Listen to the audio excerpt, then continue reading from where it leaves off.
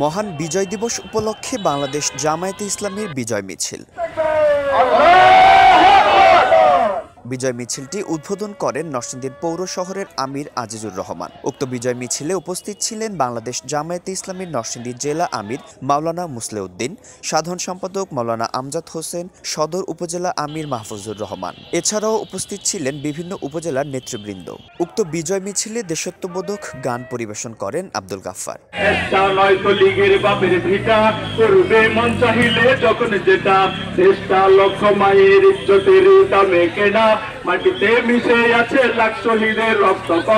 মিছিলটি নরসিংদী শিক্ষা চত্বর থেকে বিভিন্ন সড়ক প্রদক্ষিণ করে পৌরসভা চত্বর হয়ে রেল স্টেশনে এসে মিছিলটি শেষ হয়।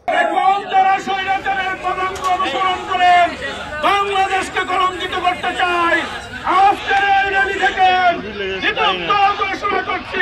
দীপ্ত কণ্ঠে ঘোষণা করছি তাদেরকেও নির্মূল করা হবে ইনশাআল্লাহ।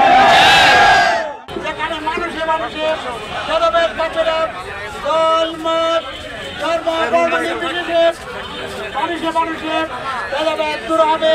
বৈষম্য নিয়ে একটা সমাজ আমরা গড়ে তুলব, সেই সমাজে দুর্নীতি থাকবে না, চাঁদাবাজি থাকবে না।